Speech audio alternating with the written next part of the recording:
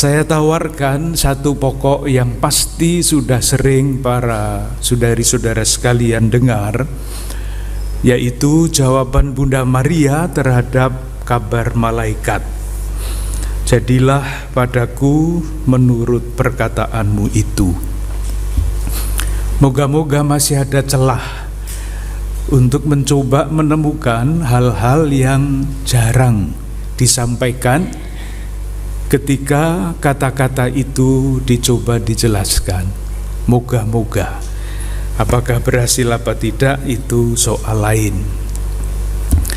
Saya membuat suatu catatan yang lengkap sebetulnya mengenai renungan ini. Ada 6 halaman. Saya juga berpikir nanti dicetak saja 6 halaman itu, dibagikan lalu kita pulang gitu ya.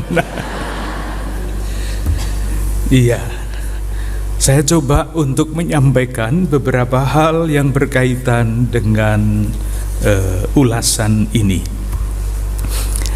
Salah satu cara untuk memahami suatu sabda di dalam perjanjian baru ialah melihatnya dengan latar belakang perjanjian lama. Ini jarang dilakukan.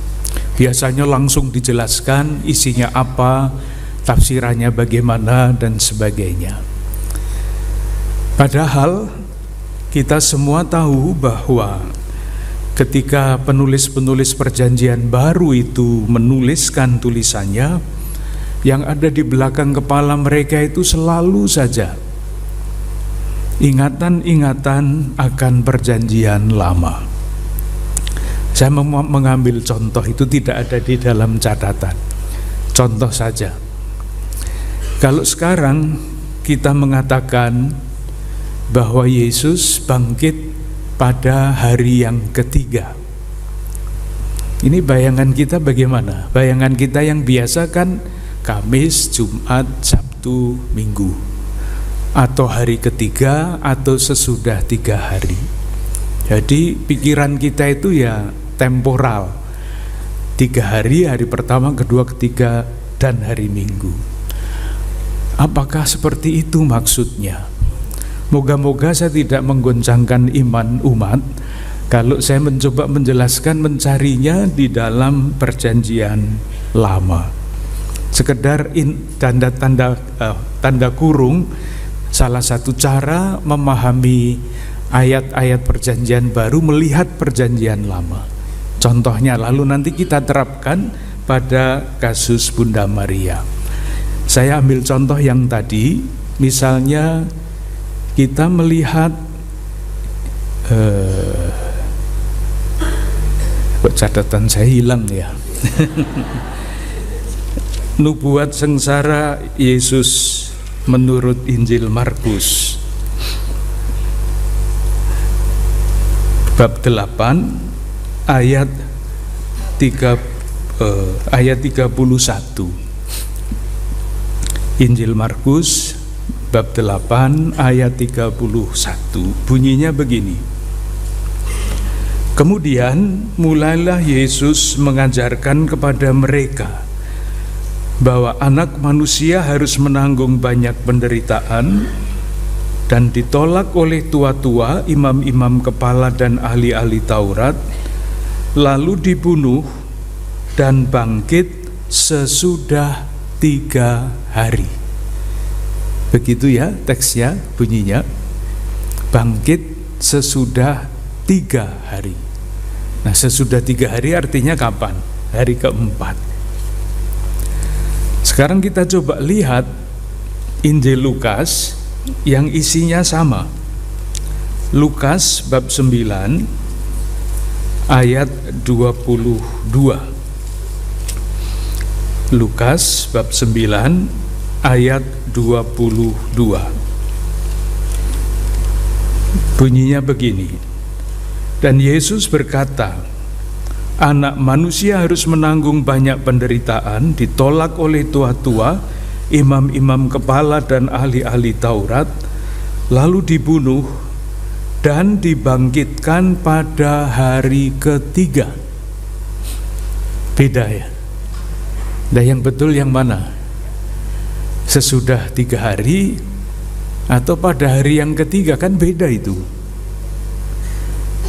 Kalau kita membanding-bandingkan, lalu ini dibaca oleh saudara-saudara kita yang mau menyerang kita, lihat Injilnya ngawur itu. Yang satu bilang begini, yang satu bilang begitu. Yang betul yang mana? Tidak bisa dipercaya Injilnya orang-orang Kristiani itu. Itu kan yang sering kita dengar dari saudara-saudara kita. Nah, itu tentu tuduhan yang bodoh. Biasanya orang bodoh itu kan banyak bicaranya ya. Nanti jadi kalau saya banyak bicara nanti dikiranya bodoh.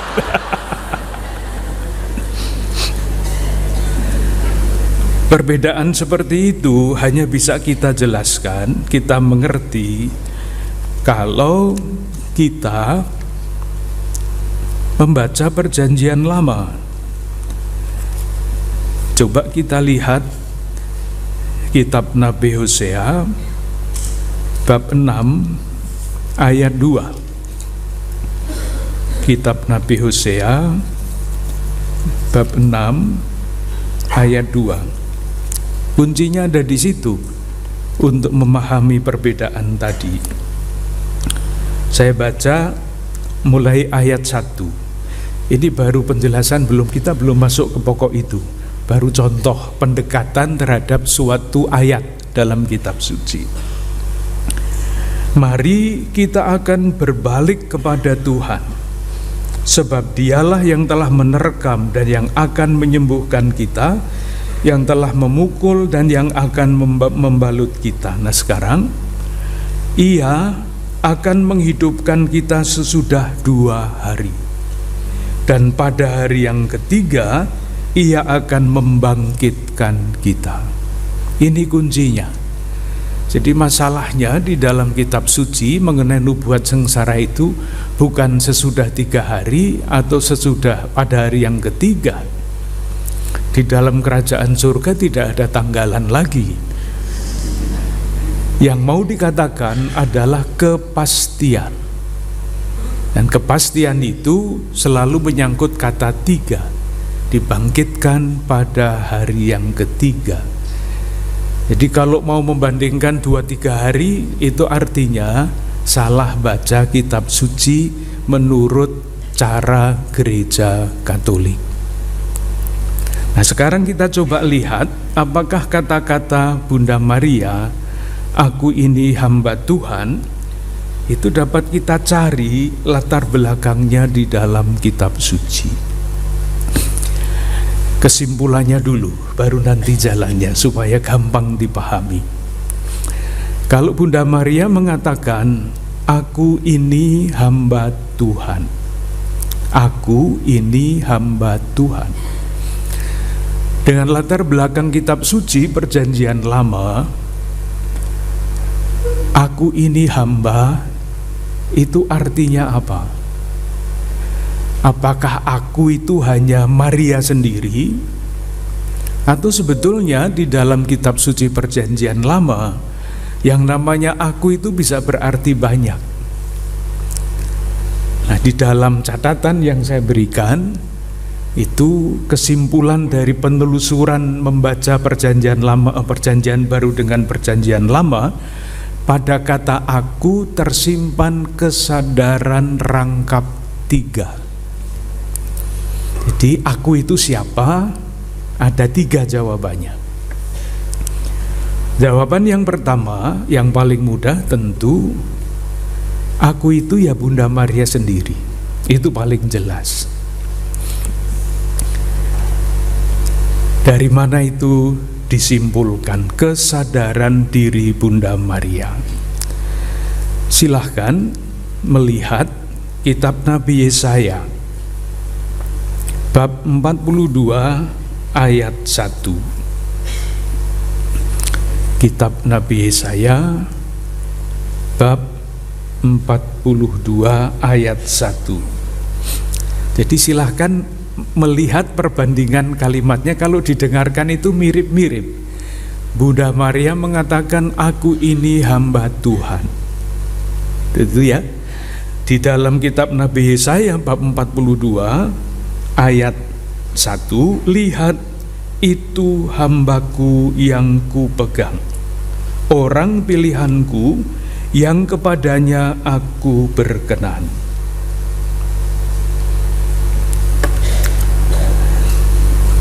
Mirip-mirip suaranya Yesaya bab 42 ayat 1 dengan kata-kata Bunda Maria.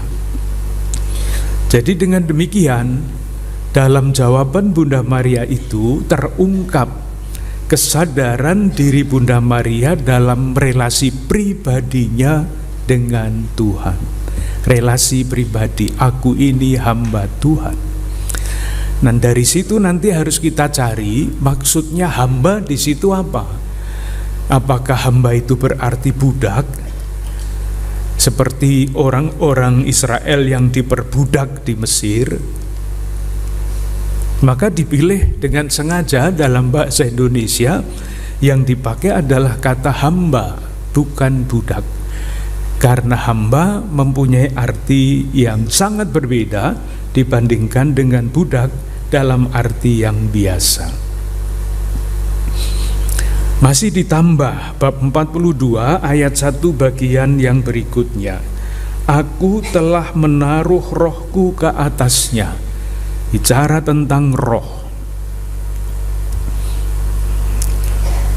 Kita masih ingat dalam kabar dalam kata-kata malaikat kepada Bunda Maria, malaikat juga menyebut roh. Roh Kudus akan turun atasmu. Jadi mirip kepada Bunda Maria. Bunda Maria mengatakan, aku ini hamba Tuhan. Bab 42 ayat 1 bagian awal.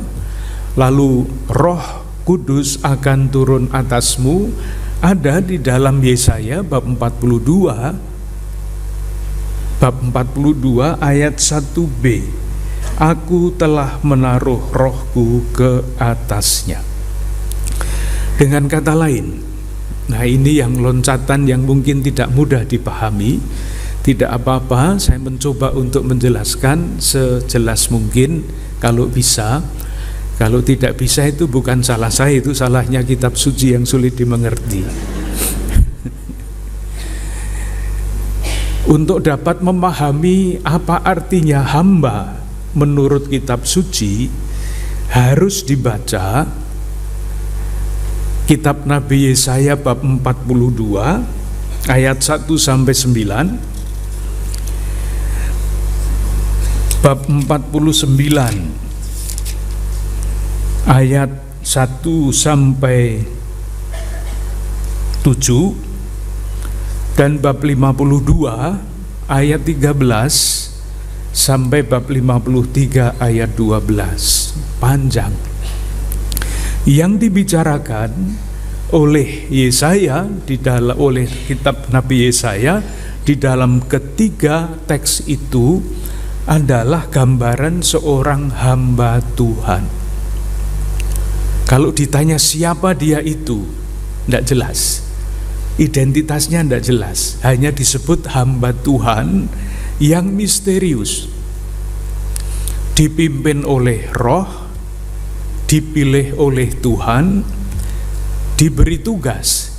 Hamba Tuhan ini nanti ketemunya di dalam perjanjian baru adalah Yesus yang menanggung sengsara bukan karena kesalahannya sendiri, tetapi menanggung sengsara dosa umat manusia.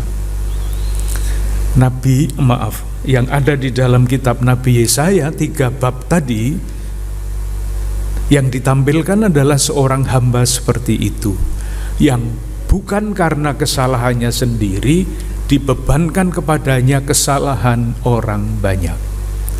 Sekali lagi, ketemunya adalah Yesus yang menebus dosa-dosa manusia. Nah, ini yang sekarang mulai agak moga-moga jelas ya. Kalau hamba Tuhan di dalam kitab Nabi Yesaya itu misterius, tidak jelas siapa. Dalam perjalanan waktu sejarah keselamatan, hamba itu adalah Yesus. Nah, Kalau Bunda Maria menyebut dirinya hamba dan dipahami dengan latar belakang kitab Nabi Yesaya, kemudian disadari kepenuhannya di dalam diri Yesus, jadi Bunda Maria itu siapa yang menyebut dirinya hamba? Jawabannya jelas sekali.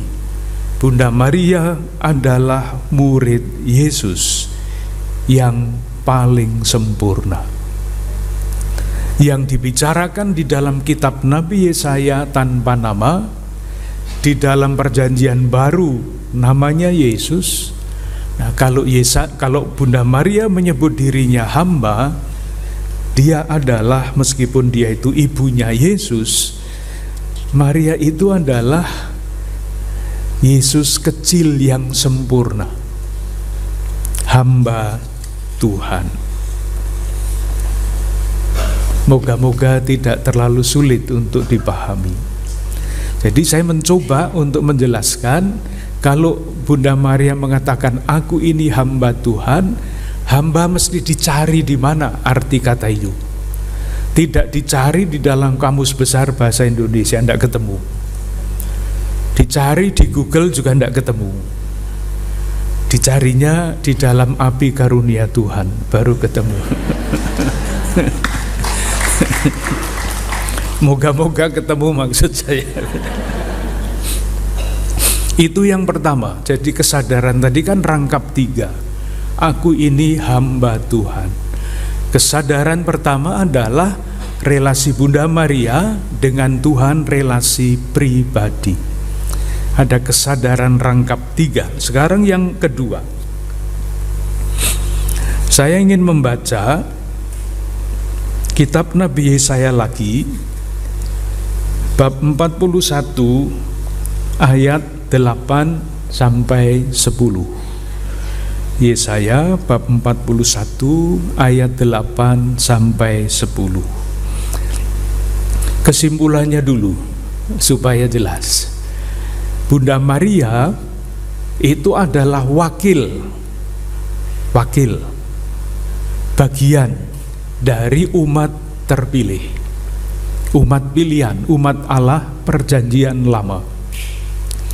Tadi kan satu mewakili pribadinya, sekarang Bunda Maria mewakili umat Allah perjanjian lama. Kita baca bab 41 ayat 8 sampai 10. Tetapi engkau, hai Israel, Israel itu bangsa, hambaku. Jadi sebutan hamba tidak hanya untuk Maria pribadi, tetapi untuk seluruh bangsa Israel. Hai Israel, hambaku. Hai Yakub yang telah kupilih, keturunan Abraham yang kukasihi. Engkau yang telah kuambil dari ujung-ujung bumi, dan yang telah kupanggil dari penjuru-penjurunya. Aku berkata kepadamu, engkaulah hambaku, aku telah memilih engkau, dan tidak menolak engkau. Kata-kata yang muncul lagi, janganlah takut, sebab aku menyertai engkau. Janganlah bimbang, sebab aku ini Allahmu. Kata-kata yang diucapkan oleh malaikat Gabriel kepada Bunda Maria itu mirip-mirip dengan yang diucapkan oleh Tuhan kepada hambaku Israel itu. Tuhan menyertai engkau, jangan takut. Itu ada pada Injil Lukas, masih di dalam kisah kabar Maria menerima kabar dari malaikat itu. Tuhan menyertai engkau, jangan takut. Persis yang dikatakan Tuhan kepada Israel hambanya, kepada bangsa Israel yang disebut umat terpilih. Kemudian Yesaya bab 43 ayat 3.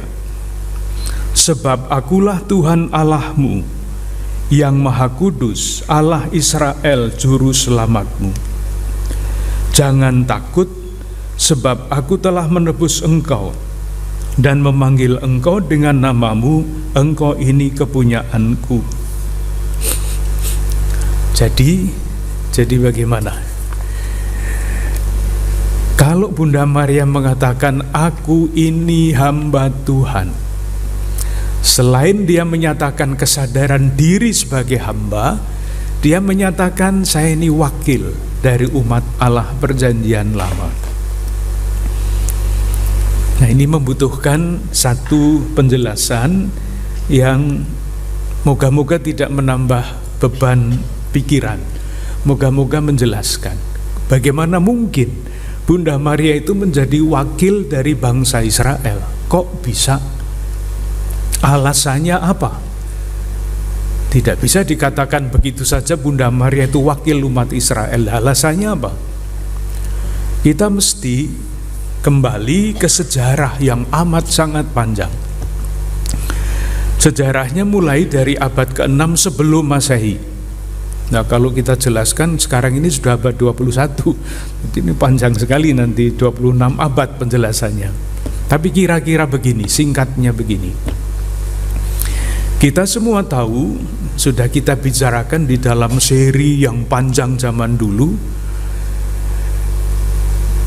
pada suatu titik umat Allah perjanjian lama itu hancur-hancuran. Masih ingat kalau yang mengikuti sejak awal masa pandemi dulu, hancur-hancuran. Raja Daud itu puncak kejayaan. Salomo yang disebut raja yang paling bijaksana itu rasa-rasanya tidak begitu bijaksana.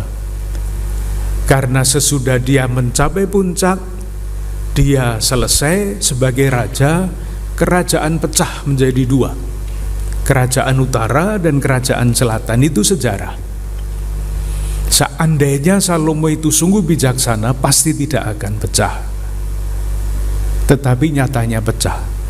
Kerajaan utara yang disebut kerajaan Israel itu hancur, habis, hilang pada tahun 721 sebelum Masehi.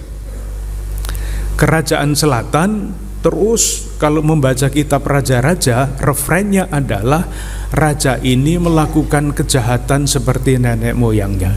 Referennya seperti itu. Jadi referennya bukan haleluya, haleluya, tapi referennya itu Raja A melakukan segala macam kejahatan seperti nenek moyangnya. Nanti dibaca. Akhirnya hancur pada tahun 587 Masehi, sebelum Masehi, mereka dibuang ke negeri penjajahnya di Babilonia 537. Nah, ceritanya begini. Umat Allah perjanjian lama yang dibuang menjalani pembuangan selama 50 tahun. Apa yang terjadi selama 50 tahun hidup di negeri asing? Ada macam-macam sikap. Sikap yang pertama, menurut paham zaman itu ya, sulit dipahami dengan cara berpikir kita, maka kita menyesuaikan diri dengan cara berpikir mereka. Dulu kalau dua bangsa berperang, itu yang berperang dewa-dewa yang mereka percaya itu. Nah, ternyata Yahweh, Allahnya orang Israel itu kalah dengan dewanya orang Babilonia. Kalah perang. Oleh karena itu sekelompok orang Israel, bangsa terpilih itu berpikir, untuk apa lagi mengikuti Yahweh? Yang menjadi Allah kita kalah perang dengan Allahnya, dengan dewa-dewinya orang Babilonia. Mereka mengikuti agama asli di Babilonia. Satu.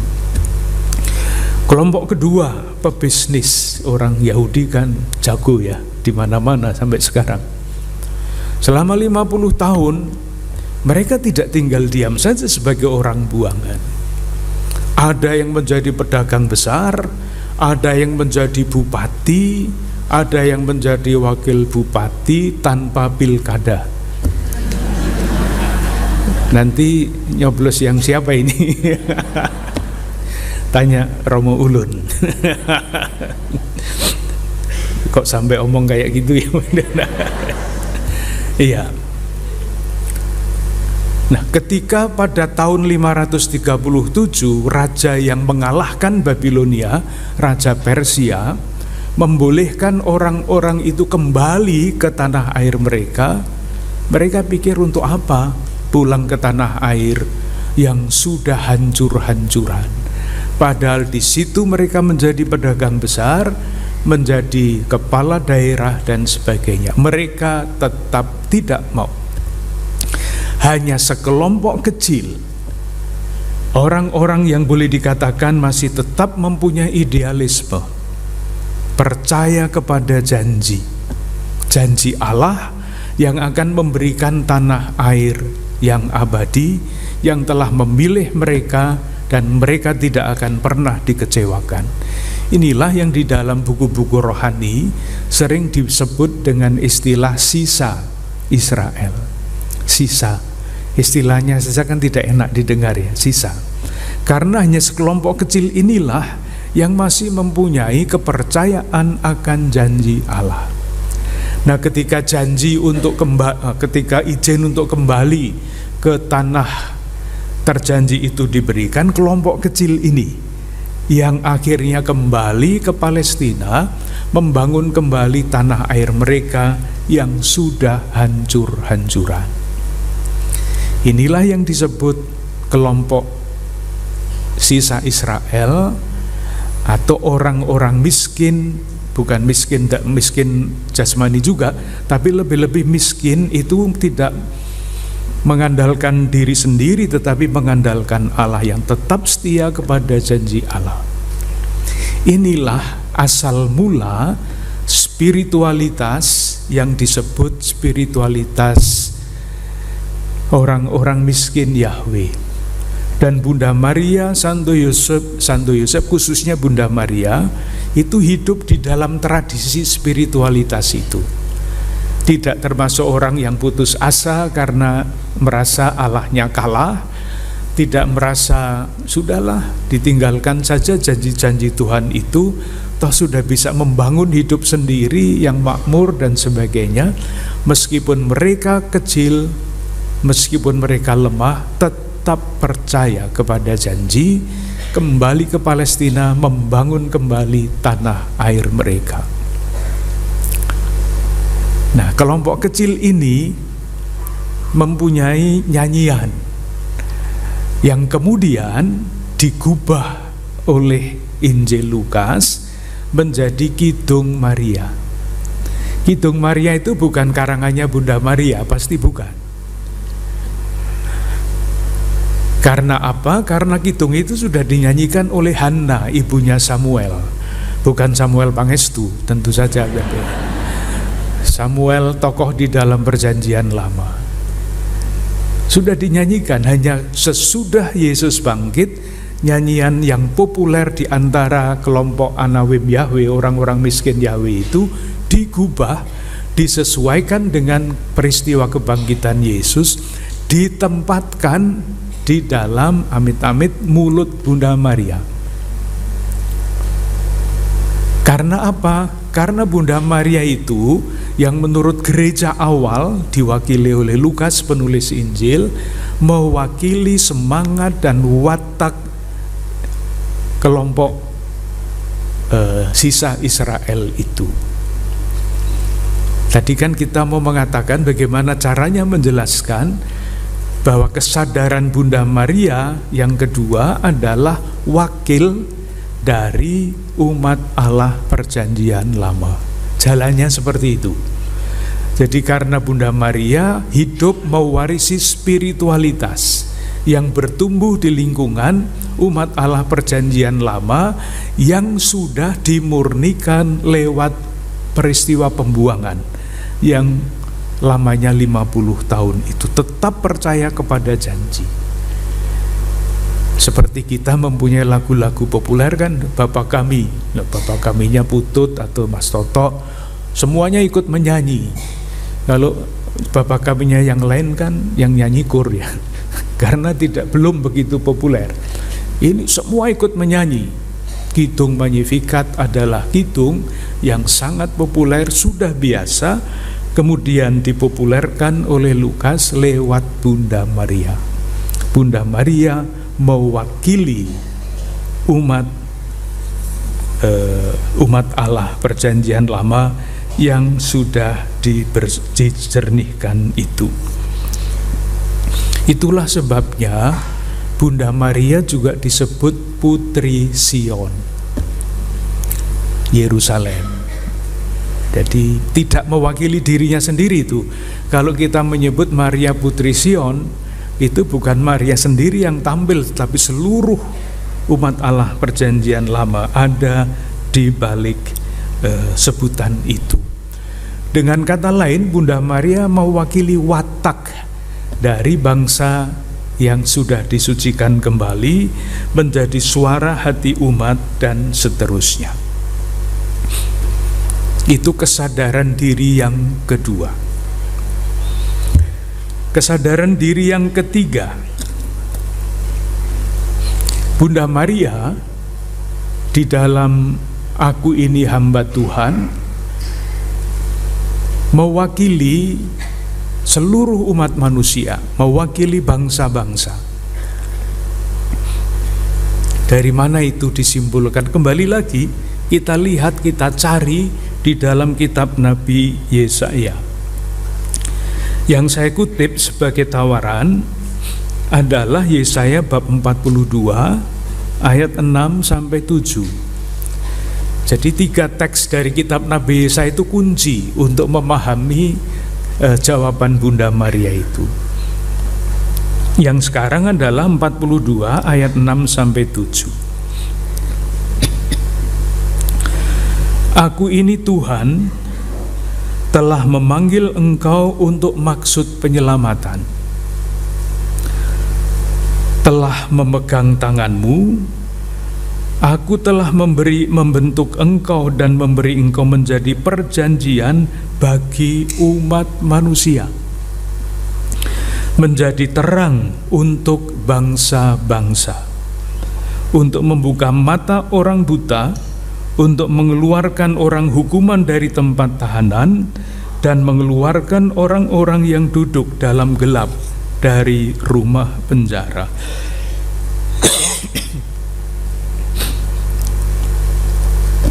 Teks yang ketiga dari Yesaya 53 ayat 11 sampai 12.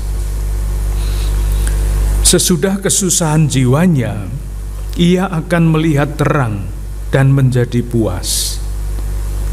Dan hambaku itu sebagai orang yang benar akan membenarkan banyak orang oleh hikmatnya. Sebab itu aku akan memberikan bagian kepadanya bersama orang-orang besar. Mungkin kitab sucinya para ibu dan bapak, para suster, saudari-saudara sekalian berbeda. Iya, serius. Karena ada terjemahan baru dari tahun 2022. Ini terjemahannya lain. Karena kalau kita membaca yang lama itu susah dipahami, lalu dijelaskan di sini. Intinya saya kira tidak terlalu sulit dijelaskan. Kalau dikatakan bahwa aku ini hamba Tuhan, hamba itu pertama adalah misterius. Kalau Maria menyamakan diri dengan itu, ia mengungkapkan kesadaran pribadinya, kesadaran akan peranannya di tengah umat Israel, dan peranannya untuk seluruh umat manusia. Mungkin dari situ Bunda Maria dalam penampakan tahun 1945 di Belanda menyatakan diri sebagai Maria Bunda segala bangsa. Jadi rupanya Bunda Maria yang menampakkan diri itu sudah memahami sungguh-sungguh ketika bagian dari kitab Nabi Yesaya itu mempunyai peran bagi seluruh umat manusia. Jadi bagaimana? Saya moga-moga jelas. Aku ini hamba Tuhan, kesadaran rangkap 3. Tadi kan Romo Bernard berpesan supaya kita tidak hanya tahu tentang kitab suci. Betul Romo ya? Ini tadi pengetahuan yang kita bicarakan. Untuk tahu itu harus memahami ini, pengetahuan. Maka karena Yesus kecil yang hilang di Yerusalem memberi nasihat kepada kita untuk mencoba mencari jalan apa maknanya itu bagi kehidupan kita, maka mesti muncul butir-butir refleksi. 1-2 butir refleksi.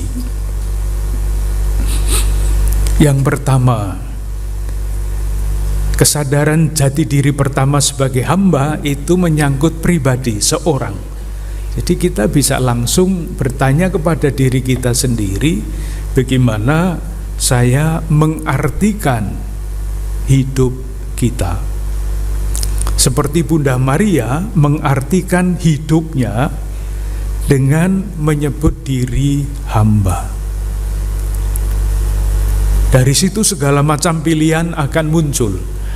Karena kesadaran diri yang paling dasar itu akan menentukan pilihan-pilihan kita di dalam kehidupan yang nyata. Saya mudah sekali biasanya menggunakan istilah ini soal jabatan misalnya.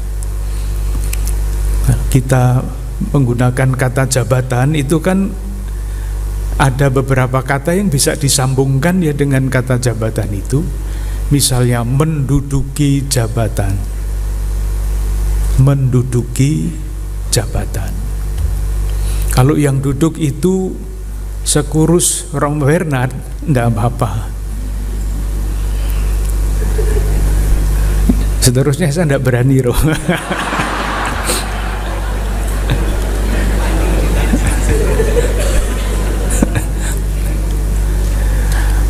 Kata yang lain yang disambungkan dengan jabatan adalah memangku jabatan. Di faham kita mengenai jabatan itu seperti apa, diduduki atau dipangku, itu akan sangat menentukan cara kita menjalankan jabatan itu.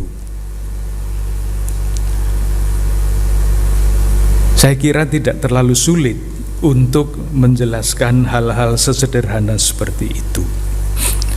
Tentu kesadaran Bunda Maria menjadi sebagai hamba itu dilandaskan pada suatu kesadaran dasar yang sangat mendalam, yaitu ketergantungannya kepada Allah. Hamba itu seperti apapun tergantung kepada tuannya. Semangatnya bisa berbeda, tetapi hamba selalu tergantung pada tuannya. Nah, itulah yang di dalam beberapa pertemuan Abdi Karunia Tuhan secara yang hari Seninan itu, saya beberapa kali mengutip keyakinan dasar itu yang diterjemahkan di dalam latihan rohani Santo Ignatius nomor 23 yang disebut asas dan dasar. Kesadaran itu dirumuskan begini: manusia itu diciptakan oleh Tuhan untuk memuliakan, meluhurkan, dan mengabdi Tuhan. Itu keyakinan dasar. Tujuan kita diciptakan itu untuk apa? Itu akan menentukan seluruh pilihan-pilihan kita. Untuk memuliakan Tuhan, untuk meluhurkan namanya, dan untuk berbakti kepadanya. Lalu bagian berikutnya di dalam latihan rohani Santo Ignatius itu disebut yang lain-lain mesti membantu supaya tujuan utama manusia diciptakan itu dapat dilaksanakan. Di dalam diri Maria, pilihan dasar itu dijamin, dirawat, Karena oleh malaikat dikatakan roh Tuhan akan turun ke atasmu. Dan seperti seperti Tuhan Yesus selalu membiarkan dirinya dipimpin oleh Roh Kudus, demikian juga Bunda Maria membiarkan dirinya dipimpin oleh Roh Kudus. Pernah merasakan dipimpin oleh Roh Kudus itu seperti apa? Silir-silir gitu kira-kira. Nggak jelas, silir-silir itu bisa alasannya macam-macam. Yang bagi saya sangat jelas adalah ketika kita membiarkan diri kita dipimpin oleh Roh Kudus, itu pilihan-pilihan hidup kita, kecil maupun besar, itu pasti bisa dinilai benar dan baik.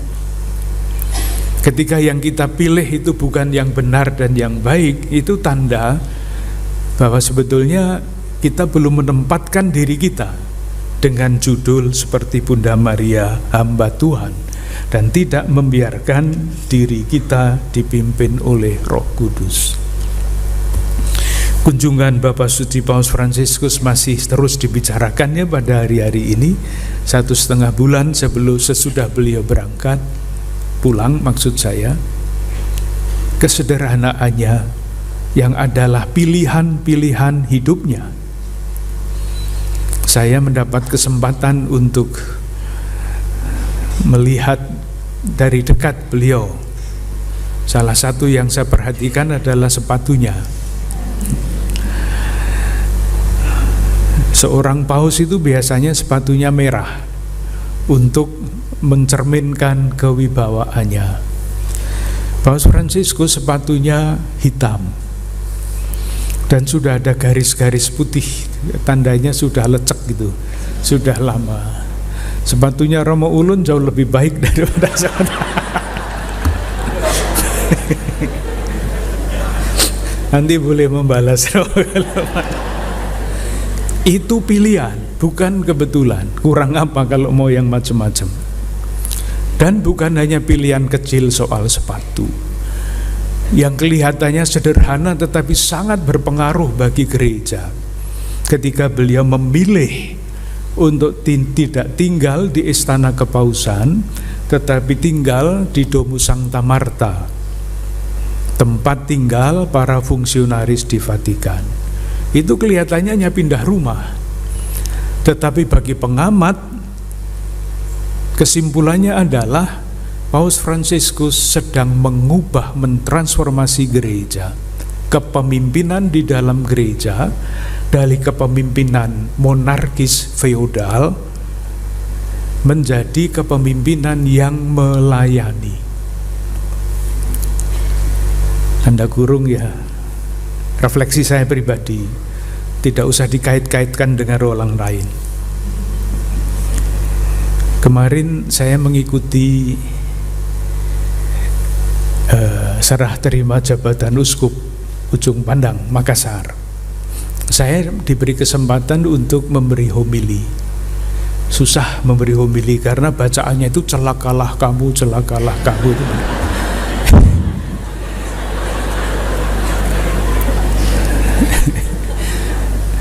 Pergantian kepemimpinan di gereja, bacaan Injilnya itu. Tapi saya mengambil yang lain akhirnya dari bacaan yang pertama. Saya mengatakan begini, uskup itu artinya apa? Uskup itu artinya penilik, yang tugas utamanya adalah mengunjungi umat. Lah kok dipanggil Monsinyur? Saya tidak pernah menyebut diri saya Monsinyur, tidak pernah. Karena saya tahu artinya apa itu. Monsinyur itu gelar yang sangat feodal.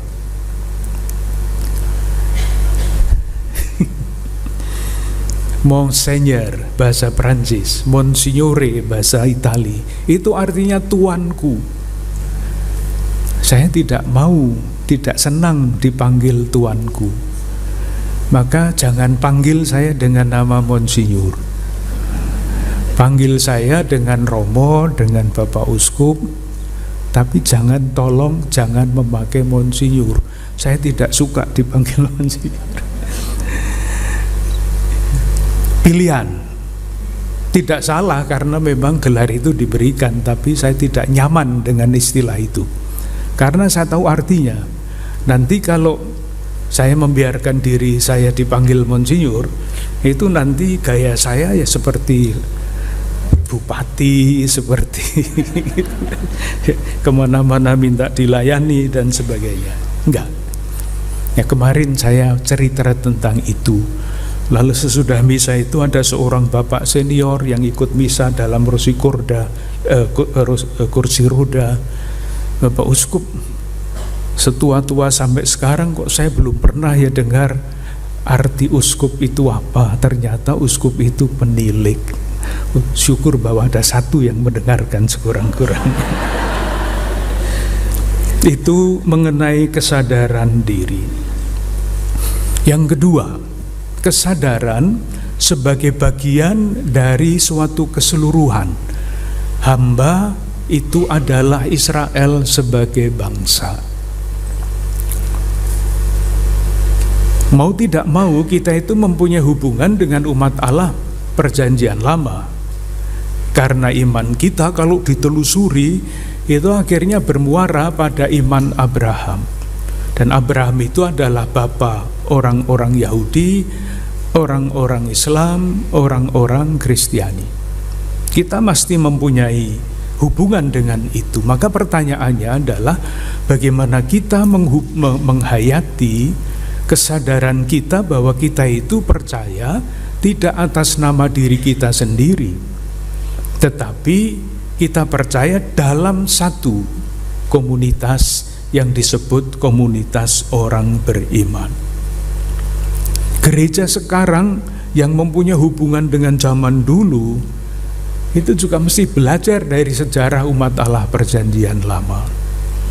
Dulu umat Allah Perjanjian Lama masuk di dalam krisis besar. Ketika kalah perang dibuang ke Babilonia. Gereja kita itu juga mengalami krisis. Kalau di Jakarta mungkin tidak ya. Tetapi coba lihat di Belanda sana. Gereja-gereja yang dulu megah-megah menjadi restoran. Gereja-gereja yang begitu indah, yang datang ke dalamnya tidak banyak. Saya ingat suatu ketika saya ikut misa di pusat Vatikan. Gerejanya bagus sekali. Hari waktu itu Pentakosta, kan pesta besar. Saya ikut misa yang datang sekitar 20 orang. Padahal gereja itu ya lebih besar daripada ruangan ini. Dan ketika saya melihat kolektenya, kolektor saya paling besar waktu itu. Seperti itu, krisis. Maka kita mesti belajar apa yang membuat gereja kita masuk ke dalam krisis seperti itu. Seperti dulu umat Allah Perjanjian Lama. Moga-moga kita tidak sampai mengalami krisis seperti itu. Dari situlah misalnya kita mengenal, kita pun mempunyai panggilan kenabian. Misalnya nabi-nabi itu ada di dalam kitab suci Perjanjian Lama, dan kita belajar, kita umat Kristiani, umat Katolik menjalankan peranan kenabian dalam tanda kurung karena sudah terlanjur omong ya. Kenabian, apa maksudnya peranan kenabian? Kapan nabi-nabi itu muncul di dalam sejarah bangsa Israel? Kalau saya bilang bangsa Israel itu bukan yang sedang berperang sekarang, tapi zaman dulu, Israel menurut kitab suci. Kita semua tahu sejarahnya. Mereka mulai dari padang gurun, masuk tanah terjanji, makmur di situ, minta supaya diangkat raja, maka menjadi kerajaan. Sudah diingatkan oleh Samuel bahwa jangan kamu minta raja, karena itu berarti mengkhianati Tuhan. tetapi mereka tetap mau minta raja. Akhirnya raja-raja itu ketika mulai mereka taat bagus-bagus, tetapi ketika sampai puncak kejayaan mereka lupa. Nah, pada waktu itulah nabi-nabi muncul. Jadi peranan nabi adalah mengkritik institusi. Waktu itu kerajaan yang dibangun, yang dijalankan tidak sesuai dengan apa yang dikehendaki oleh Tuhan.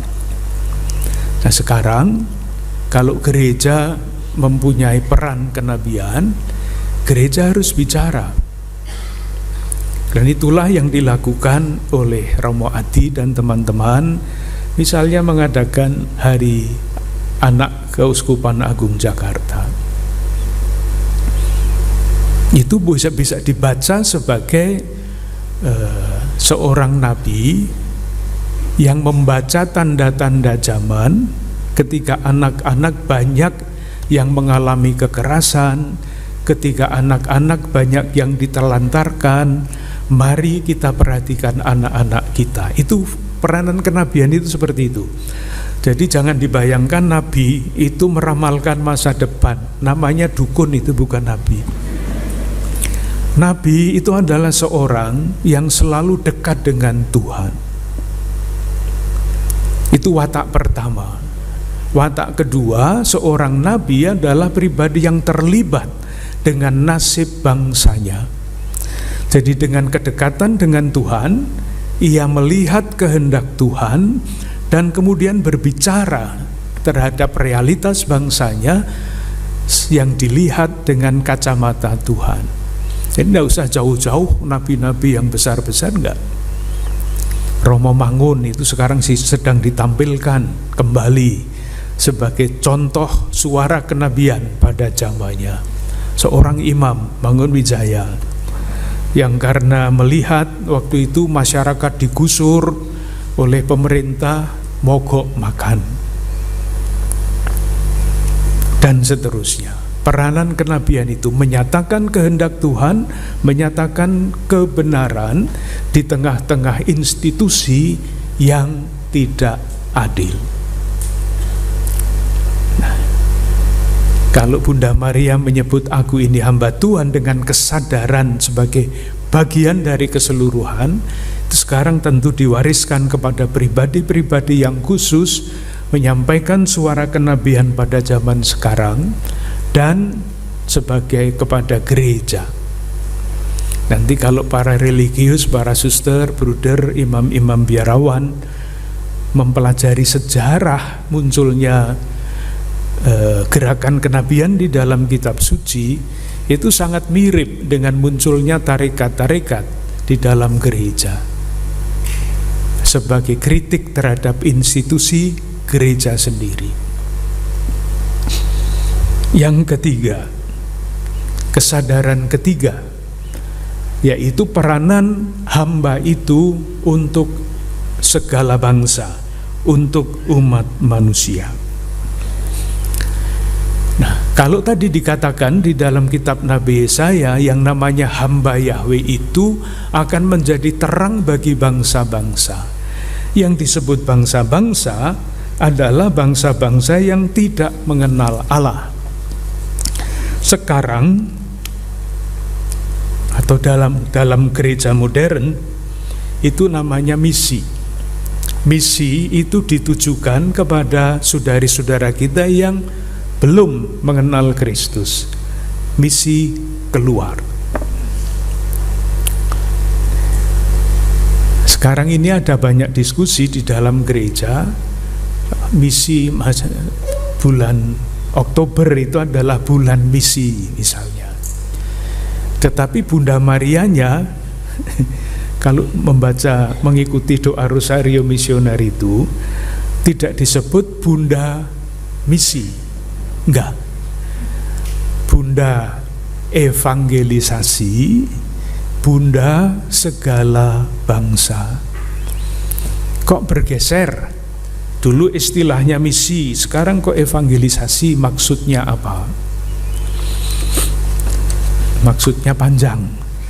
Tetapi mudahnya begini, sekarang yang paling banyak dipakai itu bukan kata misi, meskipun istilah misioner itu masih terus dipakai, tapi yang paling banyak dipakai sekarang adalah evangelisasi, termasuk perubahan nama di departemen di Vatikan sana.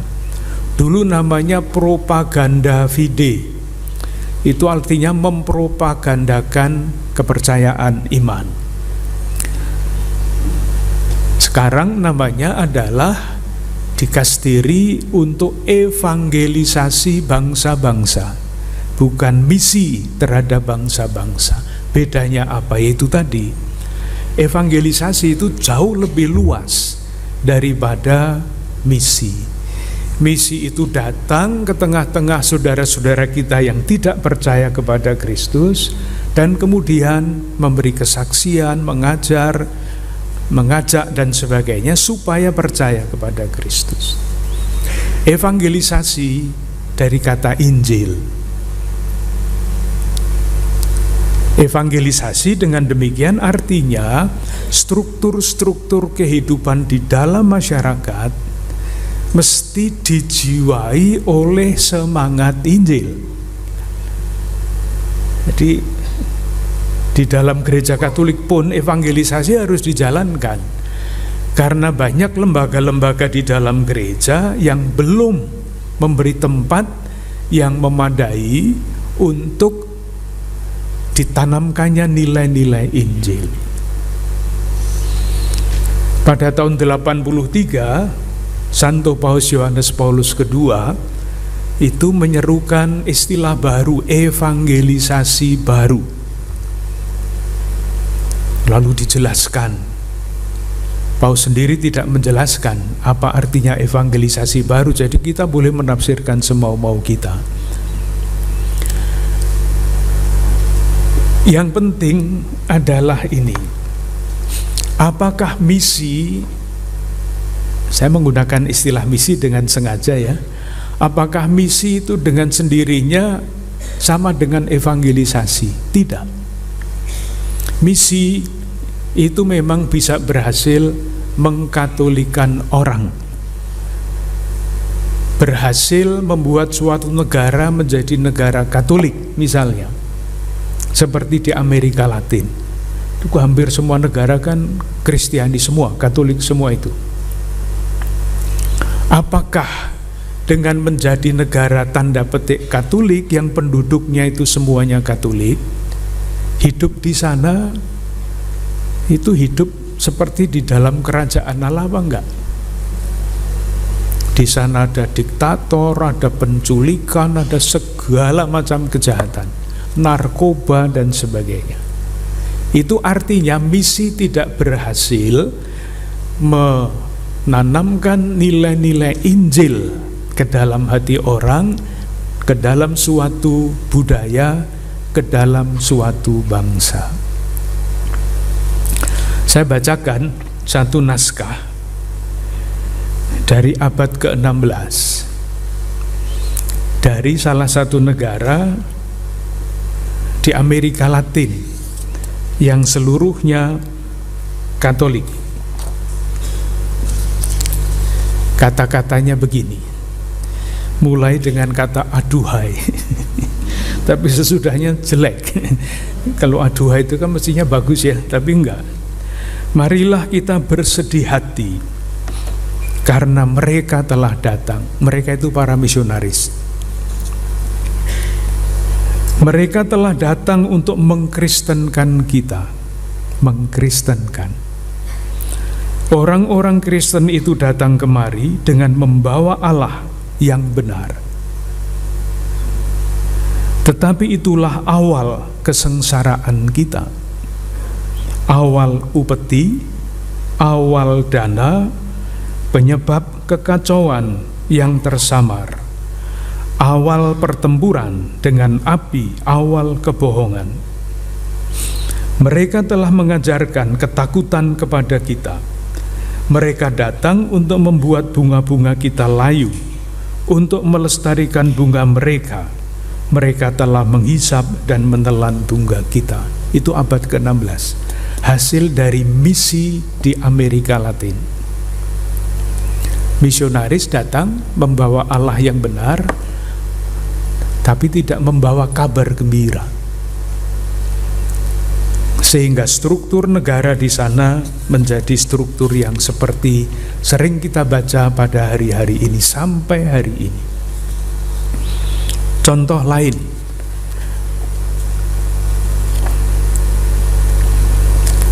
tahun 1985, jadi 1983 itu Paus Yohanes Paulus II mengunjungi Amerika Latin di Haiti. Sampai sekarang negara itu perang terus juga, untuk menyampaikan pesan kepada konferensi uskup-uskup Amerika Latin. Itu tahun 83. Tahun 85 beliau berkunjung ke negara lain di Amerika Latin, Peru. Apa yang terjadi di sana? Seorang atau 3 orang dari Indian dalam peristiwa itu membawa kitab suci dan menyerahkan kepada Paus Yohanes Paulus II, diiringi kata-kata ini: kami, orang-orang Indian Andes dari Amerika, telah bertekad memanfaatkan kunjungan Yohanes Paulus II untuk mengembalikan Alkitabnya. Sebab selama 5 abad, Alkitab itu tidak memberi kami kasih maupun damai ataupun keadilan. Silahkan menerima kembali Alkitab Anda dan mengembalikannya kepada para pemeras, penjajah, karena mereka lebih membutuhkan perintah-perintah susila yang terkandung di dalamnya. Sesungguhnya dengan kedatangan Christophorus Columbus, di Amerika dipaksakan suatu kebudayaan, suatu bahasa, dan suatu agama dan nilai-nilai yang cocok hanya untuk Eropa. Mengerikan. Nah, kita semua menyebut Bunda Maria itu Bunda Evangelisasi yang didoakan setiap hari pada bulan misi.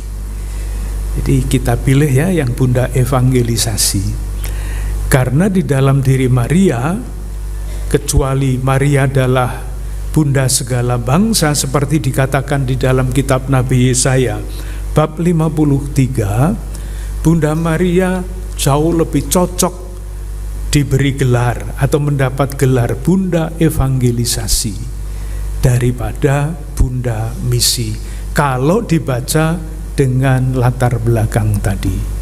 Misi bisa mengkatolikan orang tetapi tidak mewartakan tahun rahmat atau kerajaan Allah. Strukturnya tetap tidak adil, perdagangannya tetap tidak adil, pemerintahannya juga tidak sesuai dengan yang diharapkan.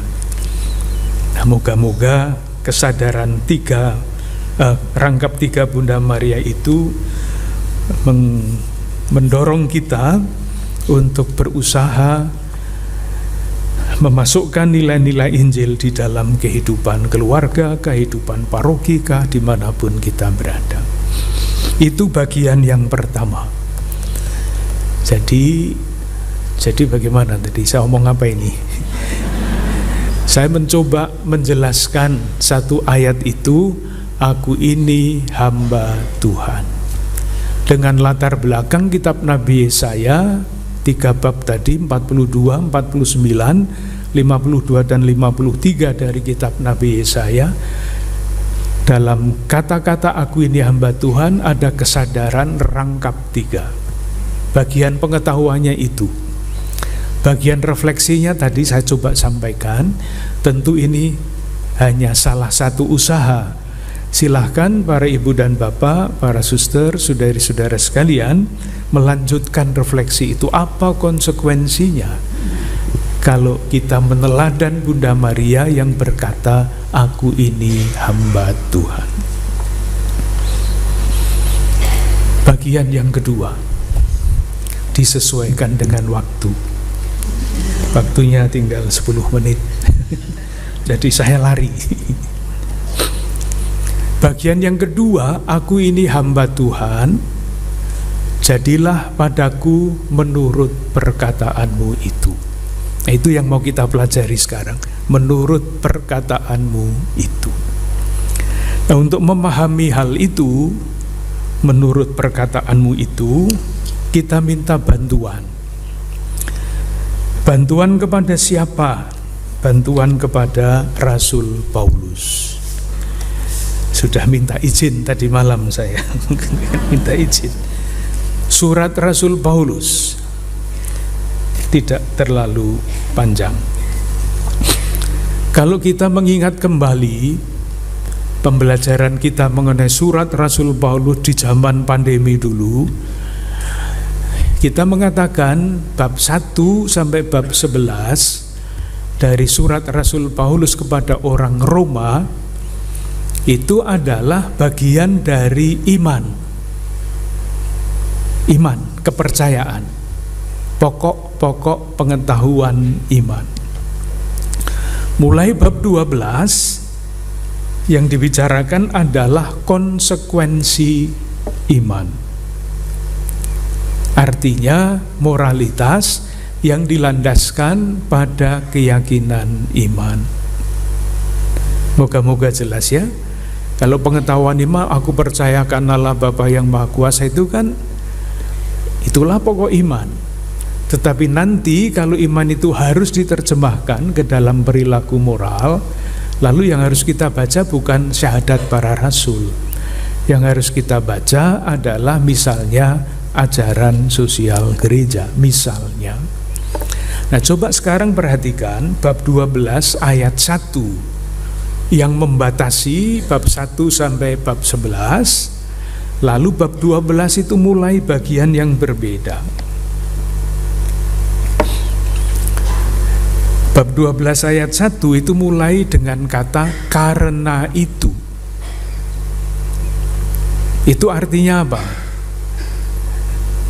Kalau dibahasakan dengan bahasa sederhana, saudara-saudara, sesudah kita bicara panjang bab 11 bab tentang pokok-pokok iman, sekarang kita akan mulai bicara dengan perilaku yang sesuai dengan pokok-pokok iman itu. Karena itu, nah mulai. Itulah yang dikatakan pada bab 12 ayat 1. Karena itu, saudara-saudara, demi kemurahan Allah, aku menasihati kamu, supaya kamu mempersembahkan tubuhmu sebagai persembahan yang hidup, yang kudus, dan yang berkenan kepada Allah. Itu adalah ibadahmu yang sejati. Nah, dengan cara itu, Paulus kemudian meringkas ajaran-ajaran mengenai moral Kristiani.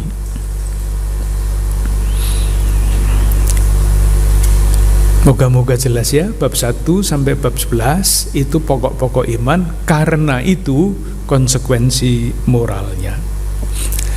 Di dalam edisi yang baru itu, nanti kalau membaca akan mungkin tidak akan sangat kelihatan ya, tapi ada perubahan dibandingkan dengan kitab suci yang lama dalam kata korban. Korban itu bisa ditulis dengan O, korban. Bisa ditulis dengan U, kurban.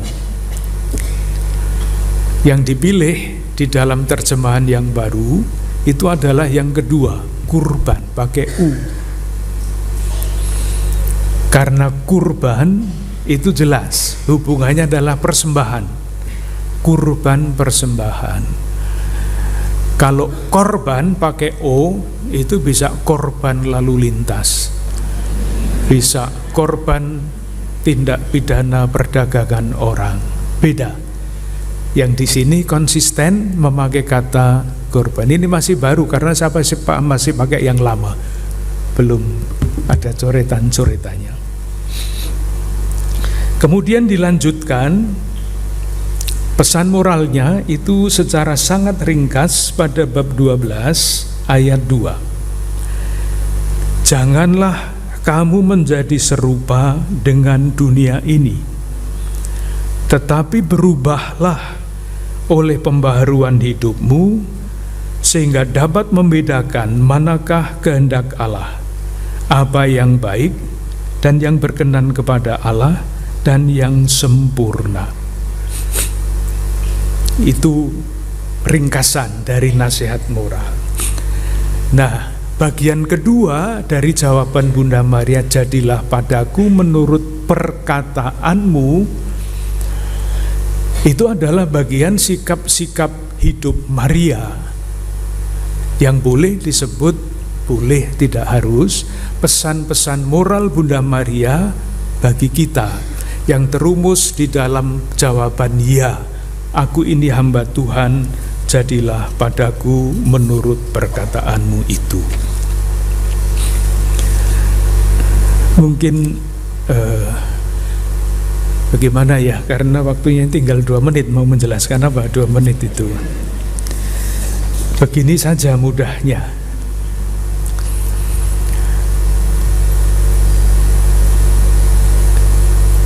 Kita semua diharapkan sampai apa tidak itu soal lain. Diharapkan sampai pada jawaban ya Bunda Maria dengan pengertian tadi. Dan ketika saya sampai itu bisa 100%, kalau sampai 30%, 40% sudah lumayan. Lalu konsekuensi hidup kita seperti apa? Bunda Maria secara total berdasarkan kesadaran dirinya membangun hidup yang semakin serupa dengan Kristus. Jadi ianya Bunda Maria, ini mungkin sulit dirumuskan ya, ianya Bunda Maria itu sebetulnya adalah antisipasi dari ianya Kristus. Kristus kan taat sampai mati. Itu ianya Yesus Kristus. Bukan kehendakku, tetapi kehendakmu lah yang terjadi. Itu kan baru sesudah Yesus di menjelang wafatnya. Bunda Maria sudah melakukan itu jauh sebelum Yesus, yaitu ketika dia menerima, Bunda Maria menerima kabar dari malaikat Tuhan itu dengan jawaban, aku ini hamba Tuhan, jadilah padaku menurut perkataanmu. Antisipasi istilahnya. Moga-moga jelas. Jadi yang diiyakan oleh Kristus sudah Maria lebih dahulu melakukan itu. Itulah landasan moral Kristiani. Namanya pilihan dasar, optio fundamentalis. Nah, ketika kita mempunyai pilihan dasar, pilihan-pilihan selanjutnya yang kecil-kecil itu akan mengacu pada pilihan dasar ini. Moga-moga saya tidak berputar-putar, tapi saya menggunakan bantuan yang biasa saya pakai.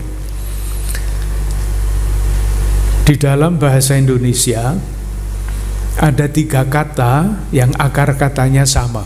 Akar katanya bahasa Arab. Khalik, makhluk, akhlak. Betul ya? Ini kan dengarannya kan mirip-mirip ya. Khalik, makhluk, akhlak. Khalik itu pencipta, makhluk itu ciptaan, akhlak itu adalah perilaku moral yang baik, akhlak mulia. Intinya ada di situ tuh sebetulnya pilihan dasar itu. Manusia adalah makhluk, maka konsekuensinya kalau manusia itu makhluk dan saya sadar bahwa saya itu adalah makhluk, ya saya mesti memuliakan Tuhan kan, karena saya tergantung pada Sang Khalik ini. Itulah yang dikatakan di dalam latihan rohani Santo Ignatius, manusia diciptakan untuk memuliakan dan meluhurkan Allah dan berbakti kepadanya. Kalau saya sadar jati diri saya adalah makhluk di hadapan Sang Khalik, dengan sendirinya saya akan berusaha untuk hidup dalam akhlak mulia. Kalau dibahasakan dengan cara itu mungkin lebih mudah ya. Ketergantungan kesadaran Bunda Maria itu hamba. Ya sama mirip-mirip lah dengan makhluk hamba yang tergantung pada tuannya. Dan ketika Maria sadar betul bahwa beliau adalah hamba, konsekuensinya ya hamba sesuai dalam konteks itu. Semakin lama semakin membingungkan, apalagi sudah semakin siang.